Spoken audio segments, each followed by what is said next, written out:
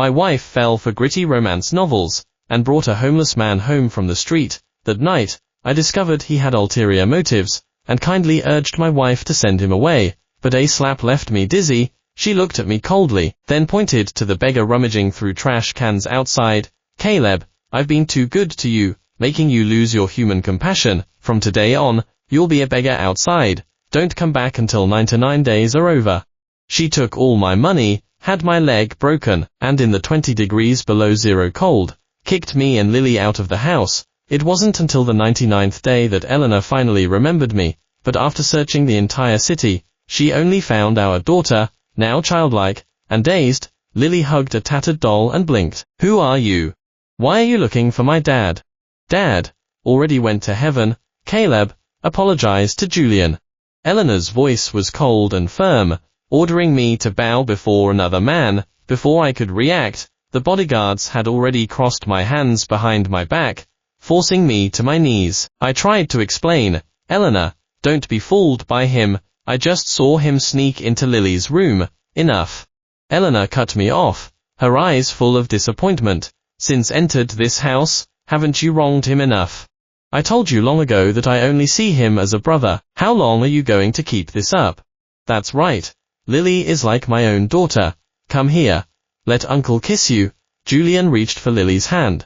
A flicker of fear crossed Lily's eyes, and she instinctively stepped back. He dared to say such a thing in front of her own father. The rage within me was uncontrollable. I struggled free from the bodyguards and punched Julian squarely in the eye. He cried out in pain. Swaying, still unsatisfied, I raised my fist again. Asterisk smack. Asterisk before my fist could land, a stinging pain erupted on my face. Eleanor withdrew her hand, her eyes filled with icy disdain. Caleb, you are going too far. Do you look down on homeless people so much? Do you have to slander Julian? Then I'll make you a beggar for 99 days to atone to him. With that, she ordered her men to drive me out. Lily cried, not wanting me to leave, pulling hard at Eleanor's skirt. Mom, Dad isn't lying.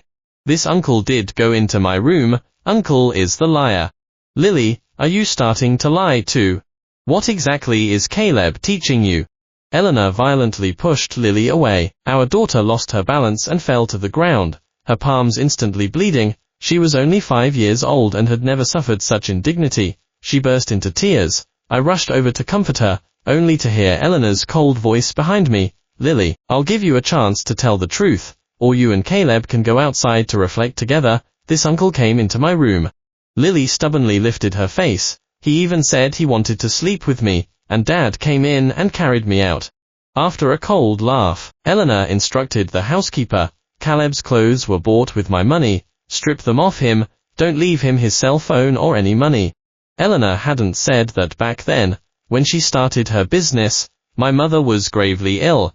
I gave Eleanor all my money and quit my job, selflessly dedicating myself to managing things for her. I remembered her gently cupping my face, promising we would share everything, and that she would love me forever. But after that day, everything changed. I gave a bitter laugh, as several bodyguards pressed me to the ground, humiliatingly stripping off my clothes. Julian whistled, picked up the clothes from the ground, and casually put them on a nearby samoyed. Caleb, look at your clothes. They fit the dog perfectly. He leaned closer, whispering in my ear, kneel and bow your head to the ground 3 times to admit your mistake, and I'll consider letting Eleanor keep your daughter. I clenched my fists and looked away. After a long moment, I resignedly knelt before him, bowing my head to the ground 3 times with heavy thuds. Not loud enough. Julian laughed mischievously. Caleb, you are not being sincere enough. I paused for a second, then slammed my head against the stone floor again, blood blurring my vision. I'm sorry, that's more like it. Julian smiled, patted my face, and then stood up to walk beside Eleanor, taking her hand. Eleanor, I support your decision. Children need to be educated from a young age. Now that she's learned her lesson, she won't be full of lies later. I sharply raised my head, meeting Julian's half smile. He was toying with me. My eyes reddened, and I abandoned my dignity as a man, falling to my knees with the third asterisk. Eleanor, my mistakes have nothing to do with Lily. She's still so young. Being homeless will freeze her. Looking at our tiny daughter, A flicker of hesitation crossed Eleanor's eyes, but then Julian suddenly spoke up. Caleb, I think you want to keep your daughter, so you can sneak back later, don't you? Those words seemed to enlighten Eleanor. The tenderness that had briefly softened her expression returned to cold indifference. She threw off Lily's hand, her brows sharp. Who are you trying to look pitiful for? Caleb taught you this, didn't he? I almost forgot how disgusted you looked at Julian that day. Both father and daughter need to reflect properly. With that, Eleanor turned away from me and Lily, driving us out the door. It was the dead of winter. The night was as cold as an ice cellar. Passing the security booth, I hesitated and knocked on the window, hoping he would let us squeeze in for the night. The sound woke the sleeping man. He frowned. Where did this beggar come from? Is this a place you can just walk into? Get out. I tried to explain. I'm an owner in the building. His nap disturbed. The guard's voice was extremely impatient. He spat a wad of phlegm onto my face. Why don't you take a look at yourself? An owner, indeed. Go roll around in your trash bins. If you don't leave now, I'll beat you to death. I explained again. I really am an owner. My name is Caleb.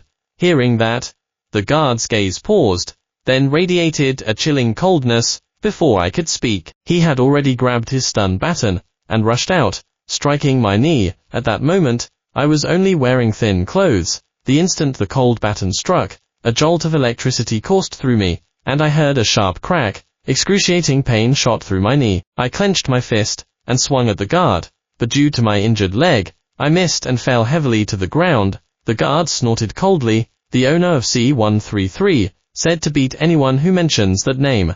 Now get out. The snow fell heavier and heavier. I dragged my seemingly broken leg for an entire night, finally knocking on a friend's door at dawn, relying on memory, but after knocking on several doors, no one answered, until the last house. The door slowly opened. The person who answered saw my face. Their expression changed, and they hastily closed the door. I pounded on the door. After a while, they frowned and opened it a crack. A few crumpled bills were thrown out. A helpless voice came from inside. Brother, it's not that I don't want to help you, but your wife said that whoever helps you will go bankrupt. Brother is helpless. Take the money and go. My head buzzed. Did really want to cut off all my parts. I looked down at the scattered bills on the ground, bending to pick them up. I really did look like a beggar now. I gave a bitter laugh, mustering my last hope, and called my parents. The phone rang twice, then a dry laugh came from the other end. Caleb, we are abroad. Just listen to Eleanor in everything. Don't make her angry. Then they hurriedly hung up. It turned out Eleanor had already blocked all my routes. The time of our former affection was gone. I twitched my lips, took Lily's hand, and walked out. My fingertip accidentally touched her forehead, and I was startled to find it burning hot. Lily, are you feeling unwell? I knelt down, anxiously asking her. Lily blinked, pointed to her head, then her ear. Dad, my head is dizzy, and my ear hurts too. My eyes reddened, and I took Lily to the hospital. I only had a few $100. And the injection alone used up half of it. She slept soundly in my arms. In the hospital, I saw Eleanor in the distance, arm in arm with Julian, her eyes full of concern, as she looked at the wound on his hand. That was the one I had given him when I hit him. It was just a scrape, yet Eleanor cared so much. But she had implied to the bodyguards to break my leg. A wave of bitterness washed over me. Just then, the doctor came out and handed me Lily's medical record. Your daughter has a persistent high fever, and will need an IV drip for about a week, conservatively. Also, she had such a high fever last night that her ear has irreversible damage, and her hearing is impaired. That short sentence struck me like a bolt of lightning. I trembled as I took the paper, and seeing the words, I felt the world spin. After a moment, I gently set Lily down, gritted my teeth, and stepped forward to block Eleanor. Eleanor, Lily has a fever. The doctor says it's serious. I don't have any money. Can you? Eleanor's expression flashed with a hint of nervousness. Just as she was about to speak, Julian raised an eyebrow and smiled. Eleanor, why don't we just forget it? I don't think Caleb is sincere anyway, so just let him come back. Look, Lily is even hooked up to an IV. They've brought their act to the hospital. Caleb, you really are working hard to avoid hardship. Following's gaze, Eleanor saw Lily on the long bench, frowning. Her face hardened. Caleb, you really are unrepentant. And, if she's so willing to cooperate with your act, then she'll never come back. With that, she turned her head and pulled Julian away. I stood rooted to the spot, clenching my fists, and chased after them. All I got in return was Eleanor's sarcastic look, and her bodyguard's punches and kicks. I clutched my crippled leg, and returned to the hospital to find Lily awake. She reached out and wiped the blood from my face, her face pale, but she gave me a hug. Dad, don't be scared. Lily's here. A warmth flashed through me, my eyes reddened, and I took off a ring from my finger. This was Eleanor's and my token of love. We had promised never to take it off in this lifetime. Now, I was the one breaking that promise first. I twitched my lips, asked the doctor to arrange a bed, and told Lily to wait for me, relying on memory. I found a jewelry store, where I could sell it, but as I stepped inside, I met Eleanor's gaze. Her face immediately turned cold. Caleb, are you so shameless you followed me here? I clutched the ring tightly, not daring to take it out, if took this last bit of hope. Lily would be completely. I couldn't bear to think. I turned to leave in embarrassment, but people blocked me. She stared at me coldly. Don't you just want money? Stay. Pick out a satisfactory pair of couple rings for Julian and me, and I'll give you money. She was sure I would leave due to humiliation, but I slowly turned around, held up a finger, and made a number. No problem, I want this much. Eleanor's expression darkened, and her gaze happened to land on my hand. She frowned slightly. Caleb, where's your ring?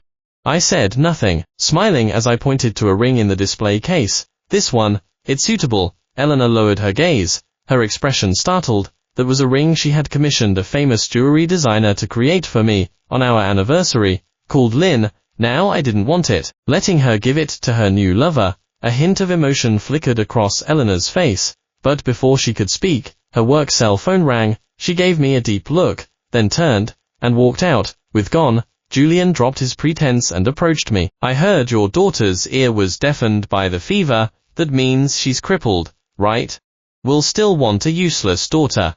I clenched my fists, struggling to suppress my rage. The most important thing now was to get the money for Lily's treatment, but didn't let up, pressing closer. I'll tell you the truth. We swapped fates. You now have a worthless life. I looked up sharply. From's boast. It sounded like he had obtained some kind of system that allowed him to swap fates with people, and the unlucky one whose fate was swapped was me. Seeing my reaction, Julian burst into laughter. Don't worry, your daughter will join you soon. She's at the hospital alone right now, isn't she?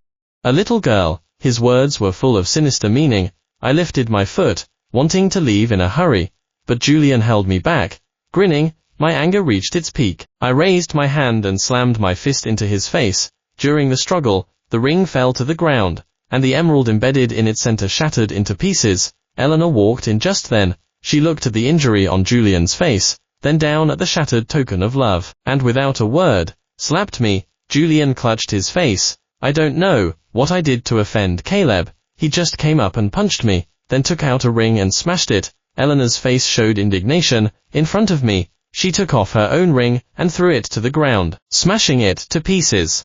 My heart, like the ring, shattered into countless pieces. She pulled a wad of cash from her bag, threw it in my face, and told me to get out.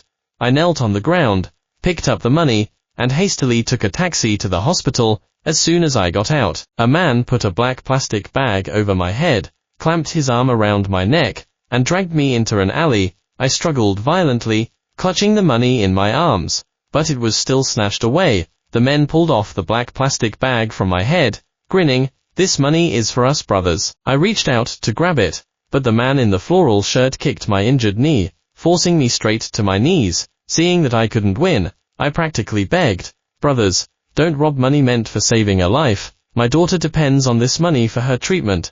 Please, have a heart and give it back. The man chuckled, patting my face. What does it matter to us if your daughter dies? Then she deserves to die. Ha ha ha ha. The man burst into laughter. My eyes turned red. My last shred of hope vanished, and I frantically picked up a stick from the ground, and swung it at the man's head. The one hit was the leader. The other thugs instantly surrounded me, punching and kicking. The taste of blood filled my throat. I resignedly closed my eyes. Perhaps this was the worthless fate of a beggar. In a haze, I saw Lily's figure appear at the alley entrance. She screamed my name, Dad. I snapped my eyes open. Lily saw me being beaten and stood there, at a loss. The men also saw her, whistled, and walked towards her. Is this your dying daughter? I struggled to my feet, grabbed a man's leg, and yelled with all my might at Lily, run. She couldn't hear, but seeing my gesture, she understood what I meant. Seeing her run far away, the man kicked me aside, cursing under his breath. What's wrong with those guys? They let this little girl escape. Julian won't blame us, will he? Julian. They were with Julian. I angrily got up and smashed a man in the back of the head. He fell to the ground with a thud. The others surrounded me, their punches landing in vital areas. The smell of blood grew stronger. I heard the sound of bones breaking, then my throat tasted bitter, and I coughed up a mouthful of blood, my hand slowly falling limp. When I opened my eyes again, I found myself floating in midair. All the pain in my body had disappeared. Had I died? Those men were still punching and kicking me. One of them reacted first. Boss, this guy seems to be out of breath.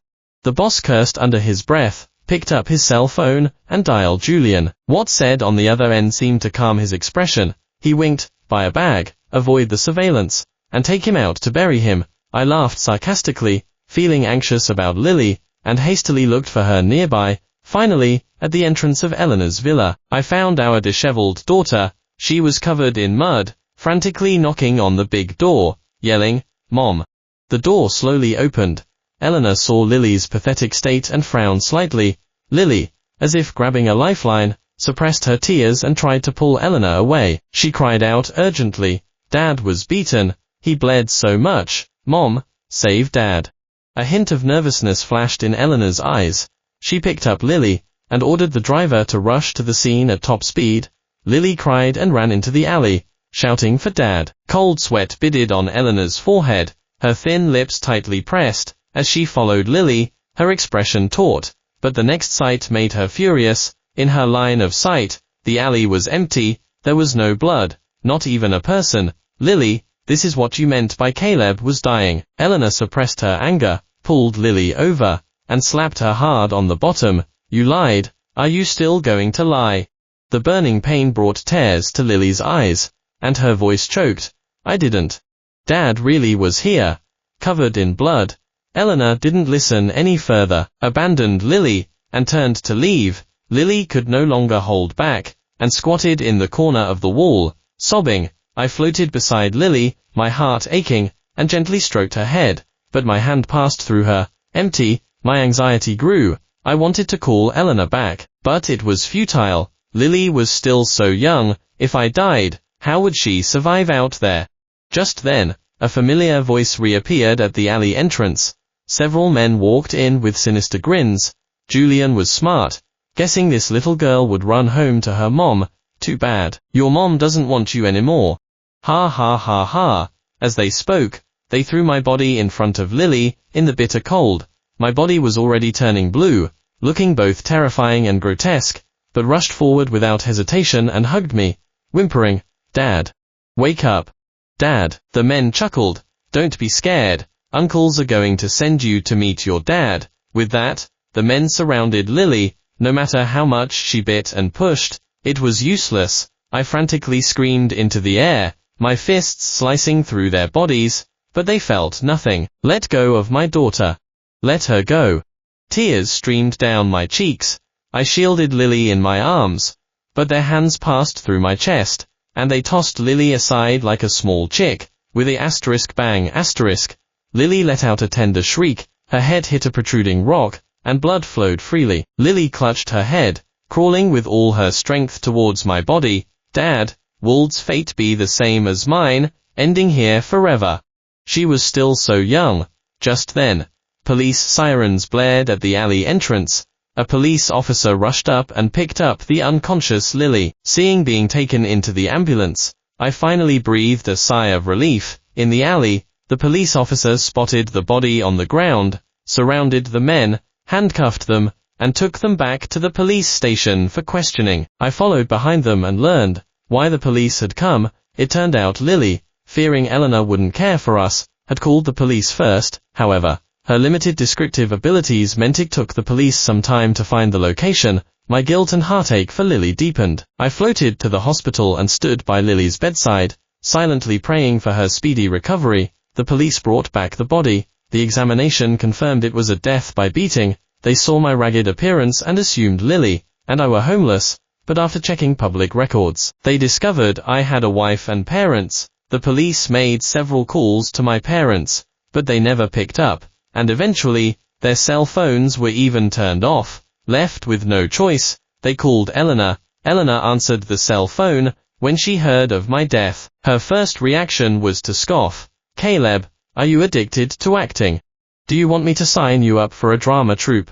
I said 99 days. And it's 99 days, I won't take you back a single day sooner.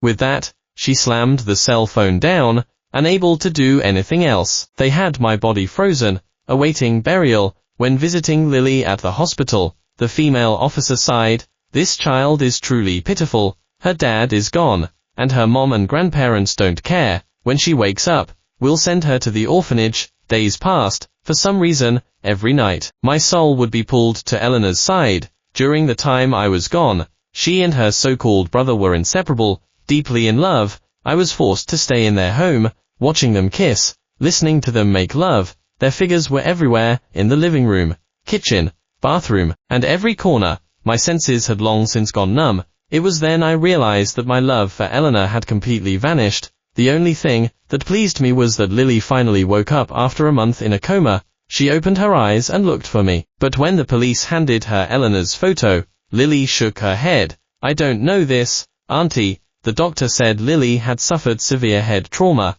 and lost part of her memory. Besides me, she remembered nothing. The memory loss was secondary. More importantly, her brain damage was irreversible, and her intellectual development would be severely affected. Tears streamed down my face. At least she would forget that painful experience. Once recovered somewhat, she was sent to the orphanage. She vaguely understood that Dad was gone forever. After a long cry, she became silent and withdrawn. She just hugged a dirty rag doll, staring blankly in a corner of the orphanage. Fortunately, the director was very kind to her, which put my mind slightly at ease, until I saw Eleanor, her face cold, at the entrance of the orphanage. She stepped forward and held Lily, questioning her. "Lily, where's Caleb?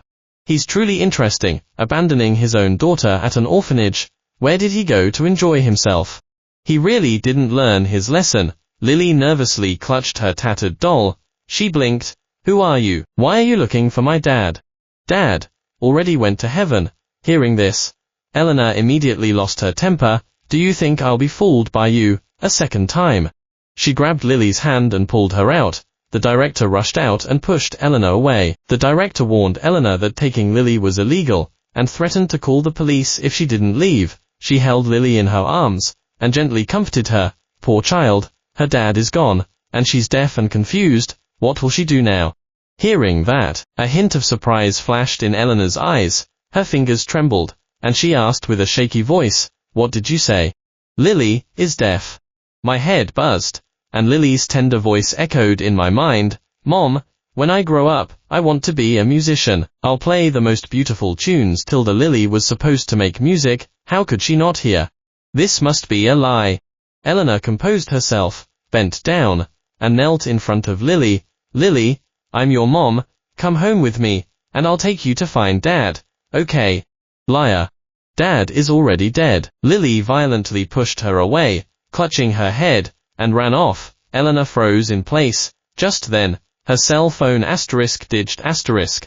Her assistant sent a message. "Eleanor, we've searched the entire city, and there's no trace of Caleb." However, a few months ago, there was a news report about a fight among some homeless people in Eastwood, where someone was beaten to death. The facial features weren't clear, but it resembled Caleb. Eastwood, a fight, someone beaten to death. Wasn't that where Lily had come to her for help to save Caleb? A few days later, she even received a call from a fake police officer telling her to claim a body. Could it be?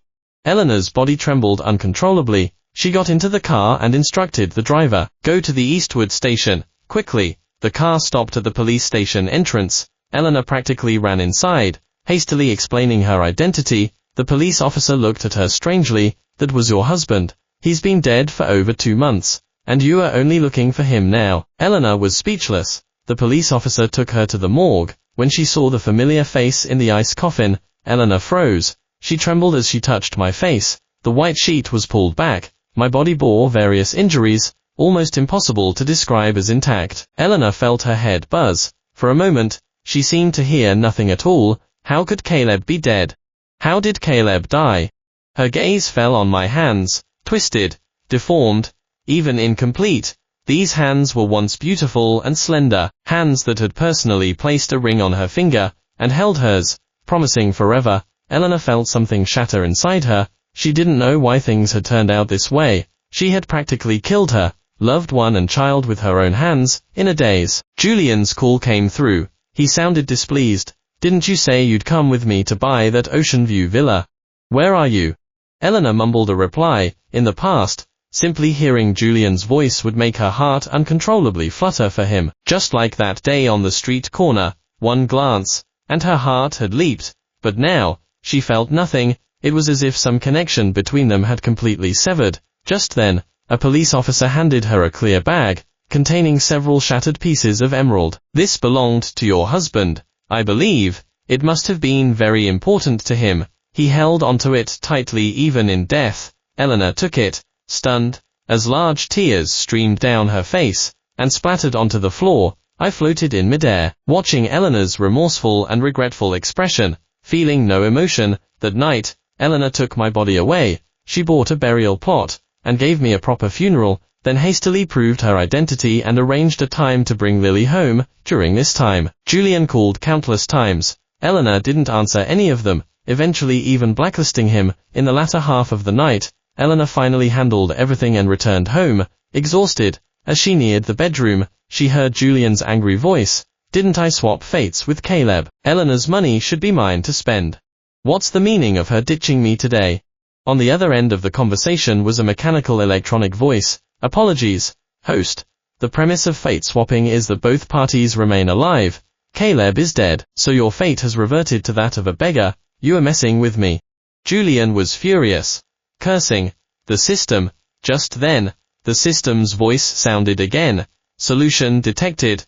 Marry Eleanor, and you can inherit Caleb's fate. However, if you fail, your fate will immediately be replaced with the worst possible one, or you will be erased. Host, do you agree?" "Agree." Julian cheered, coaxing that lovesick woman into marriage will be a piece of cake, only treated her like a treasure, clinging to his token of love even when he was dying. TSK, so devoted. Eleanor's hand, which was pushing the door, trembled. She fell in love with Julian because of this so-called system. Anne's death, was it Julian's doing? She felt a wave of dizziness and sank to the floor. Julian heard the sound and hastily pushed open the door, a hint of guilt flashing in his eyes. "Eleanor, what are you doing at the door?" "I wanted to surprise you." Eleanor twitched her lips and handed him a document. "Don't you want a villa? Here's a big one, for you." The gloom in Julian's eyes vanished. He couldn't read much, so he naturally didn't understand that it said Cemetery of X. Seeing that the time was ripe, Julian was impatient. "Eleanor, let's get married. I want to give you a home." I watched the fleeting look of disgust in Eleanor's eyes and found it amusing. She used to look at me and Lily that way, but she suppressed her emotions and slowly smiled. "All right, let's set it for next Wednesday." Julian hadn't expected it to be so smooth, and joy overflowed from him. He reached out to hug Eleanor, but she deftly dodged him. "Julian, I'm tired. Let's go to bed early." Julian didn't think much of it, his heart full of anticipation for marrying Eleanor. Eleanor remained calm, consistently paying respects at my grave and visiting Lily. She sat before my tombstone, eyes downcast. "Caleb, I'll make him pay. I miss you so much." Her words struck my heart with a soft, heavy blow. I looked at Eleanor's face,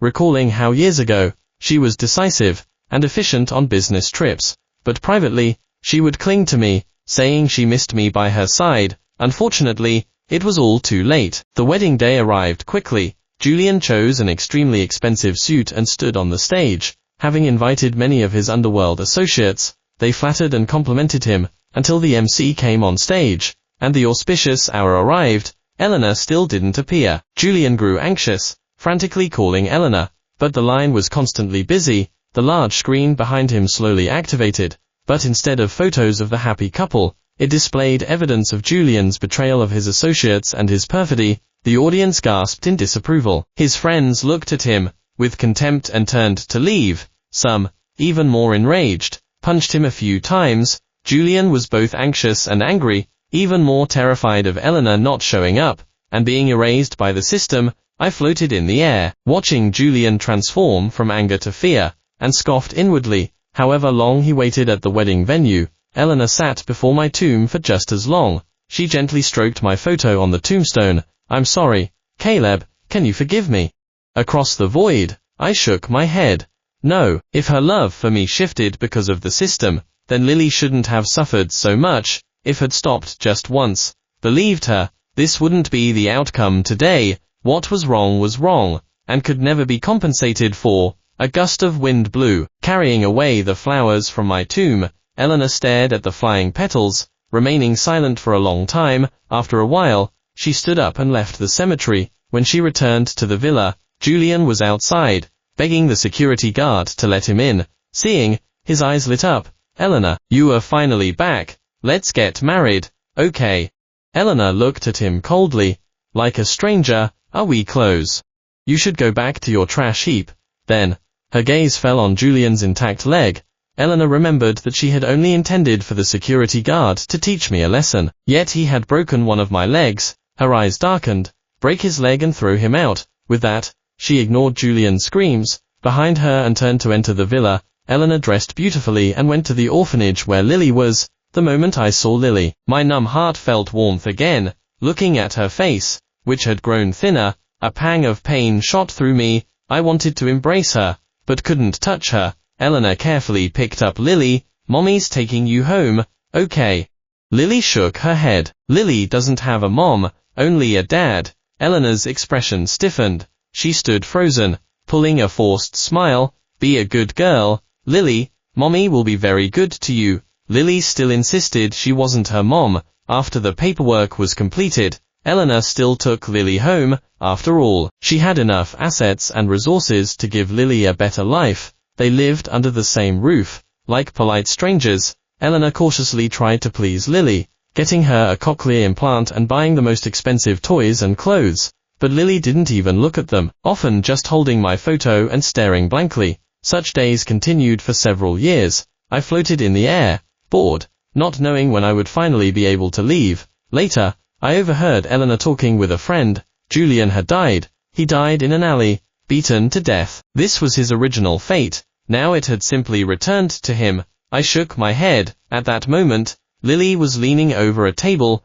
drawing a picture. In the drawing, I was holding her high, smiling brightly in the sunlight. I reached through the air to stroke her head. She seemed to sense something, and suddenly called out, "Dad." My eyes stuck, but no tears would fall. I quietly watched her grow up, until the day she turned 18. Eleanor, as always, prepared the most expensive birthday gift for Lily, but Lily silently stepped aside. She spoke softly. "Auntie, I think I had a dream. In it, you killed my father. I can't quite forgive you. For all these years, my daughter had refused to call Eleanor Mom." With that, Lily turned and left, never stepping foot in the villa again. That same day, Eleanor went to my grave, bringing me some flowers and a bottle of whiskey, along with a flask of wine. She got drunk, clutching my gravestone and sobbing uncontrollably. She asked why I never appeared in her dreams, why I wouldn't forgive her. I wanted to speak, but found my body suddenly weightless. The constraints around me disappeared.